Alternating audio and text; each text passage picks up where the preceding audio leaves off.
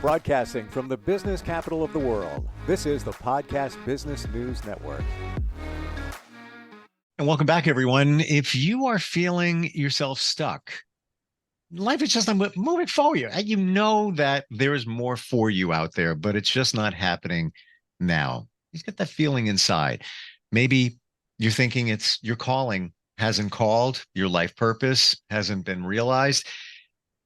It probably goes back to your subconscious. What's going on inside your mind that was put in there when you were a child? We'll dig a little deeper into that. She's somebody that helps people with this all the time. And I do mean a lot of people. She has facilitated over 6,000 individual healing sessions through many different modalities. Fascinated to meet her, learn more about all of this and the healing. Dr. Ursula Lentini is here with us. Welcome back. How are you? Thank you, Steve. Thanks for having me. I'm very well. Thank you. Wonderful to have you here. It was my game changer in learning about the subconscious mind, and what is going on in there that kind of pilots us as we get older. And does it really go back to our childhood, a lot of the stuff that's holding us back? Yes, because that's when we were programmed, right? So we all are familiar with computers these days. And if you think of the hard drive and then software, the hard drive dictates. You can manipulate the software all you want, but if the hard drive has a virus in it, you're dealing with the virus. You're adapting around the virus. So when we have trauma, when we think we're not good enough, when, poor me and the world's against me, or some belief system that we've inherited from our family. So we say childhood, but really the deeper I go down this rabbit hole, I really understand it's our ancestors, it's our family lineage that dictates how we continue to raise the next generation. Now, when you say raise the next generation, are we talking that it's in our DNA, or it's just the way, our parents parented based on their parents, based on, and so forth? It's both. Epigenetics is proving that. So people in the Holocaust who went through that horror, who don't even know their grandchildren, didn't even really live with them or influence them, they see that the trauma is written in their DNA, and they don't even have a connection with that. So it happens both. I look at it this way, and I want your view. Trauma. Now, when you hear that word, we just think of catastrophe. And there are things like that, major things, death of a loved one, could be, an accident, a fire when you were a child. To me, that's the big T trauma. Then there's the little T trauma, which could have been you got bullied, or somebody said something to you, and now it's stuck in your subconscious. Am I getting that right? Yes. Yeah. I like big T, little T. That works. Okay. It amazes me that knowing all of this stuff now, that we're able to even move forward. I tell you, I don't know how people make it from one day to the next, really. Because when I meet people, everything seems fine on the outside, but when they open up to me and you see all this stuff and you're like, how are you making it through? Like, how do you get up in the morning? Like, what, and then you see, okay, that's why people drink the way they drink, right? That's why smoking marijuana is like, breathing air. That's why people overwork. That's why people are anxious. That's why people struggle with depression. So we see the behavior, and the behavior is the result of the emotional state that we live with every day. Good point. So this is what you've learned in your journey. You personally, how did this impact you in, call it your wake up, your aha moment? When I was rocking it in the real estate world, I was a broker, banging it out. I was a chair in the realtors of Atlanta, just like, and the whole industry collapsed in 2008. Not only my market, the banking system, all my friends in the building systems, the contractors, all of us were all of a sudden without a job. And I said, you know what? And if entire industries can collapse, regardless of how hard I worked or what a good job I did or where my integrity was, then screw the system. I'm just going to do what I want to do, what's inside me to do. And luckily I saved plenty and I lived off of that for 2 years while I got proper education. I always believe education is the key to professionalism, to always be resourced and informed. So I spent 2 years getting proper education and then opened my doors in 2010, and I've been doing this ever since. Wow. Good for you. And you could have had a fear of not, Yes, right. But right? I've been lots of changes in my life. That's why I like to serve, because like I've been there, done that. Mm. And I am an Aries. I'm a firstborn, so I'm kind of fearless when it comes to life or speaking up or doing, what I feel is right. But when you're up against the wall, you just get mad, and that's when anger is useful, because anger says something's not right. So we can stay in anger, or we can say, okay, good, then I need to make a change to get out of this space because it's uncomfortable and it's like a push to move us forward. So I had a debate with some friends recently on the word anger. Now, anger often is driven by something else. It could be sadness. It could be frustration. And those are, valid emotions. The more I look at it, anger is not one in itself. It's got to be connected to something else. And there are some that are on the fence on that and some that, your thoughts. It's absolutely emotion, right? Energy and motion. So for me, we're all spiritual beings having a human experience.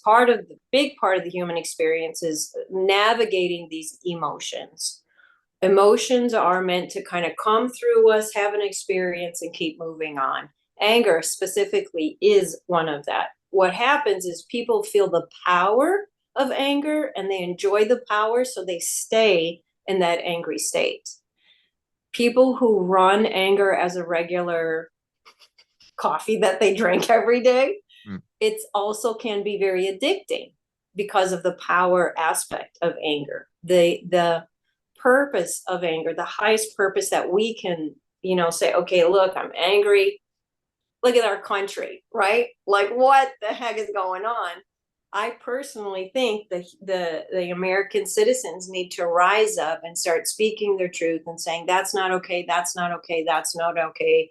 My kids need a better education. We need better health system. We need more honesty in the media. We need.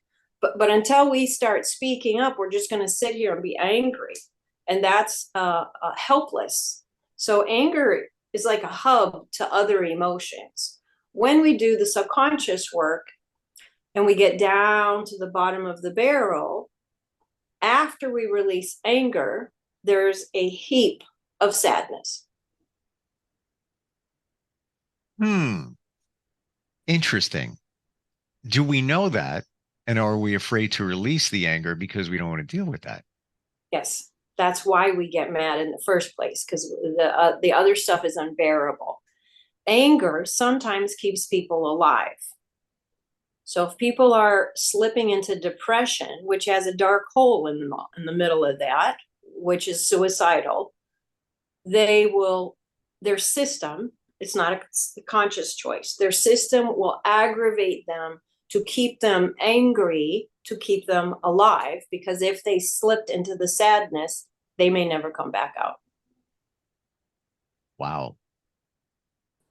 You're saying things that I think many of us realize and know, whether we want to admit it or not, but powerful. And anger is a powerful emotion. Wow.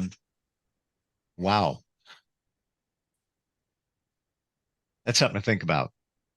Thank Because you. who wants to, and okay, so let's go hypothetical. Let's say you've got a situation where somebody has done you wrong. It made you're angry. Maybe ebb and flow. Sometimes things are all right. They'll do something. And truly within your core, it's not right. What are you doing? And you get angry. And I'm not just picking on them. It's just like something that just goes against your morals and values, your standards. It's like, that's not right. Again, what are you doing? And you get angry. What should you do in a situation like that? Okay. Like we now we're going down the sidetrack. Okay. I'll give you the short answer here. When we're angry, again, the sadness, we're really hurt. How dare you? Right? Yep.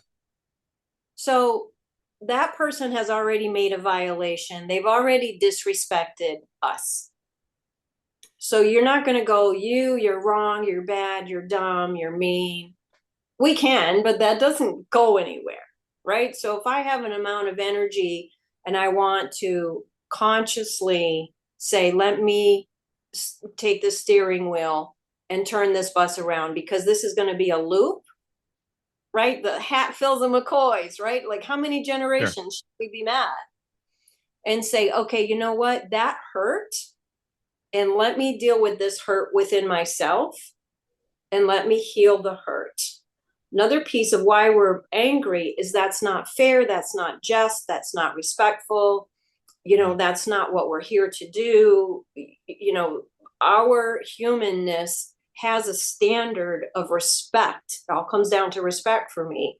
And you've just disrespected me. So we deal with the hurt because this hurt is a universal hurt.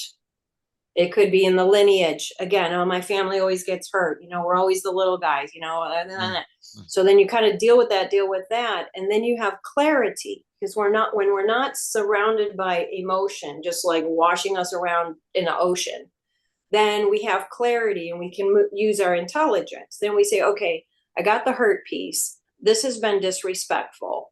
Now we have some questions. Boundaries.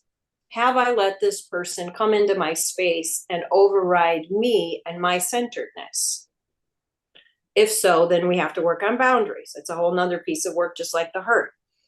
Now, if somebody disrespects me, they come in and they're saying horrible things, and I'm already in integrity with myself, I'll be like, no, that's not my reality, and you will not be speaking to me that way. You speaking to me that way just changed the relationship we had about a minute ago where I thought we were on equal terms. But you just lowered your vibration and showed me who you are, and you're speaking from your hurt because that person has been disrespected along the line and has had no boundaries. So in my clarity, I have to understand, I'm getting emotionally triggered. Let me put that in check. And let me speak my boundaries and say, nope, not allowed. And let me have compassion that that person is suffering in order for them to even come and attack me with their words and so on and so forth. So I believe I heard you say, Ursula, that the person that hurt you is actually hurt as well. Of course, hurt people hurt people. But that's the breakdown. What I just walked us through is the actual breakdown. And the hurt person may be doing something to you, but it may go back to their lineage. It may go back to their childhood. It's not you hurting them. It's something that hurt them. And I guess it's being triggered and it's coming up and it's manifesting in them hurting you. Well, if I triggered them, perhaps there's something dark inside of me that says poke, poke, poke. Is it your fault though? It's my responsibility to be kind to people around me who I already know are hurt. Yeah, we jumped down that hole, didn't we? So for you to help somebody through a lot of these challenges, what modalities do you use? Subconscious. Let's focus on that because that's kind of where it all happens.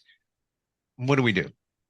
The modality that I use is called internal family systems, also known as IFS in the therapeutic community. Dick Schwartz is the founder of this. He's been doing it for 40 years. He's a master.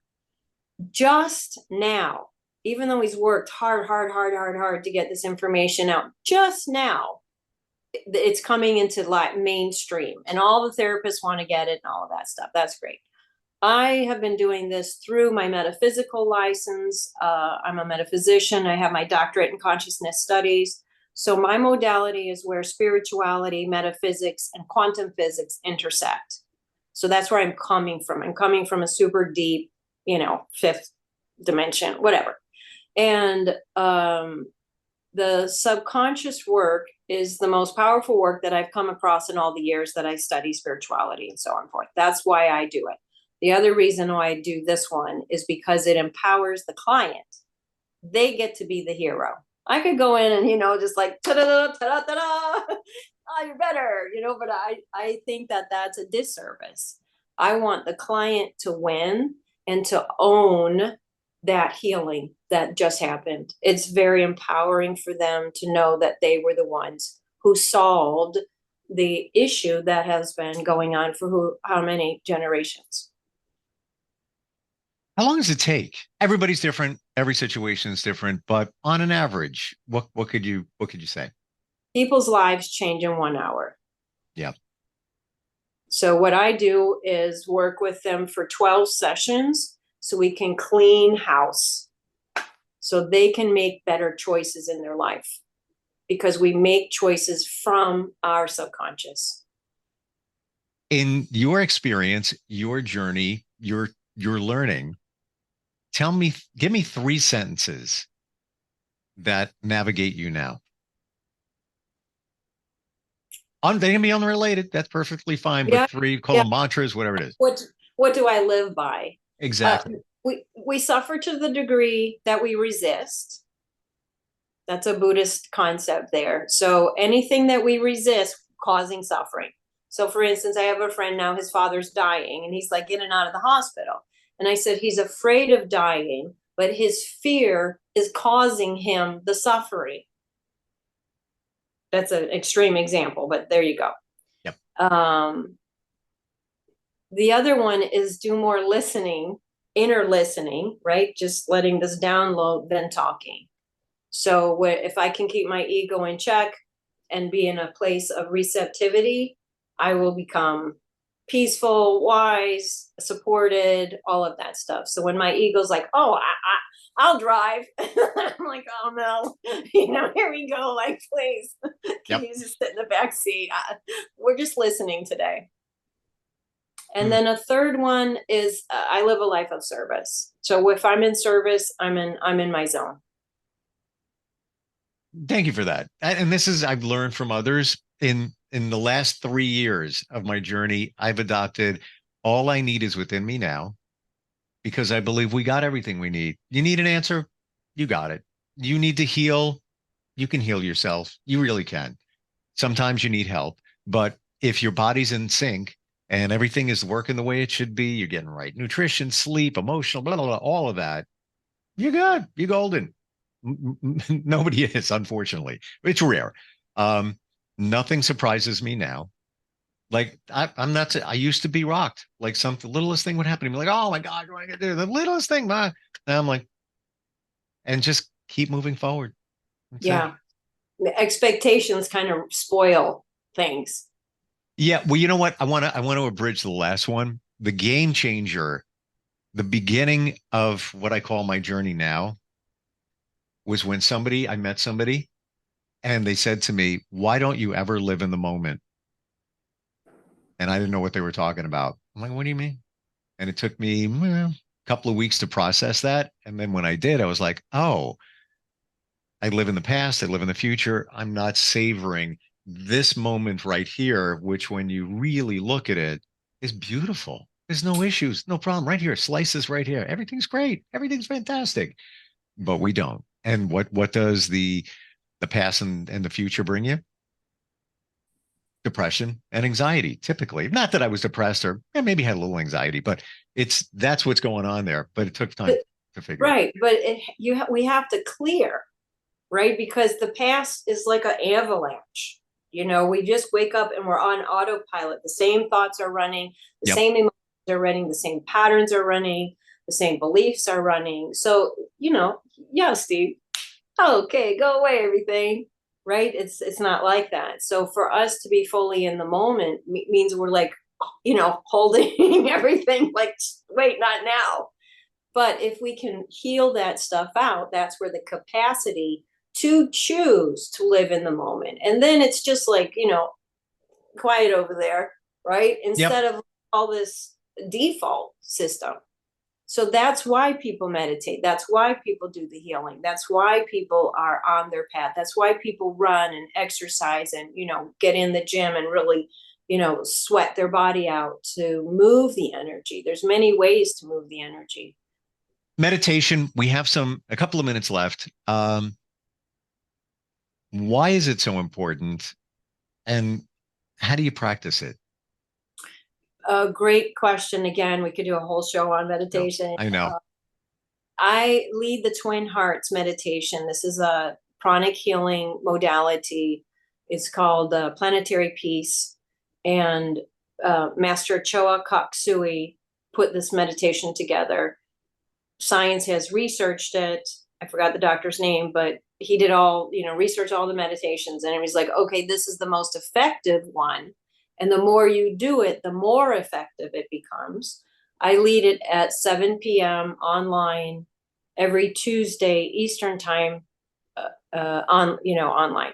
And it's a 21-minute meditation. It is fantastic. It's guided. When people think of meditation, they think of sitting there quietly. That's the hardest one.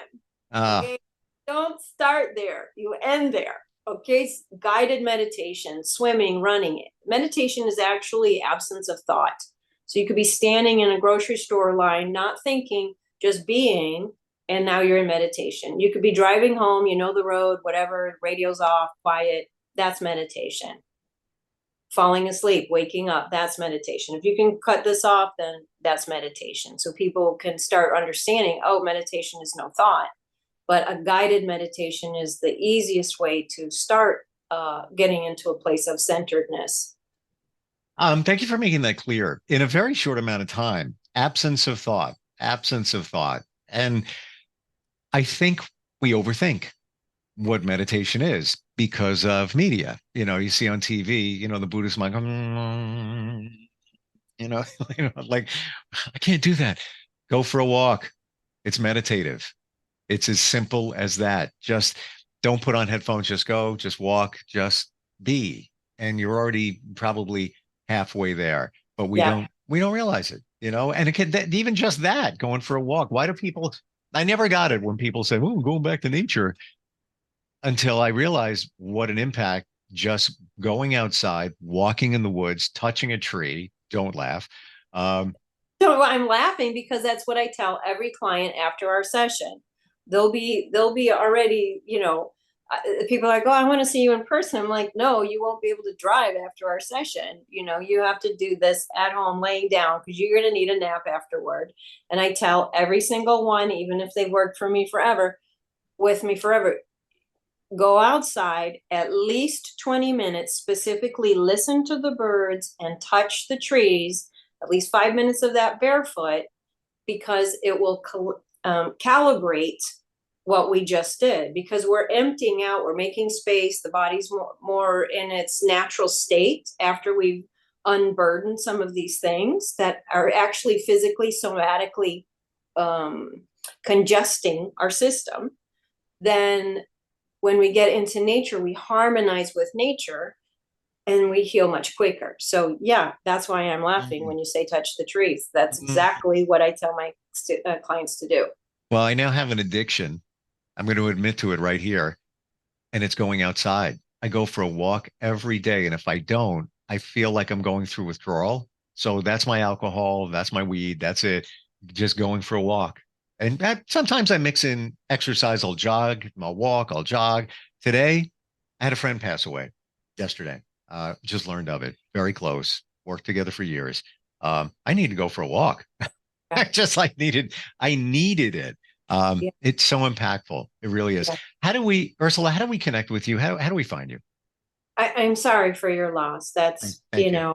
It hurts, and just, allow the hurt and take it for a walk. Take your hurt part for a walk. Yep.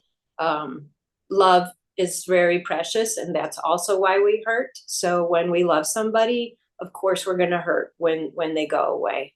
So just be with that emotional process, and the love will still be there. if you move through the process. If you don't move through the process, the separation stays.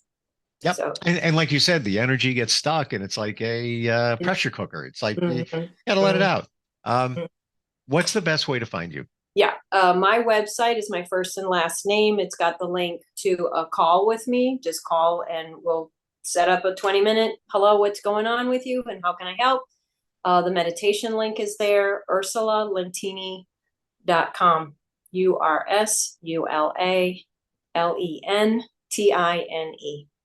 You have an amazing way of taking things that are perceived to be woo-woo, can be complicated, and making them very clear, understandable, and apply it to our lives. And that's, I believe, your gift and your purpose. One of them. Thank you for acknowledging. It's true. When I said, can you tell me about meditation in 2 minutes? You did. And it was lasered. I'm in a men's group, side note, digression here, and love one man in the group. And we're all close to him. And when he's got a great voice, but when he starts talking, he just goes on and we just look at him, laser. You just instinctively do it. Appreciate everything today. Thanks for being here. Thank you, Steve. Thank you. Thank you. All right, we're coming right back.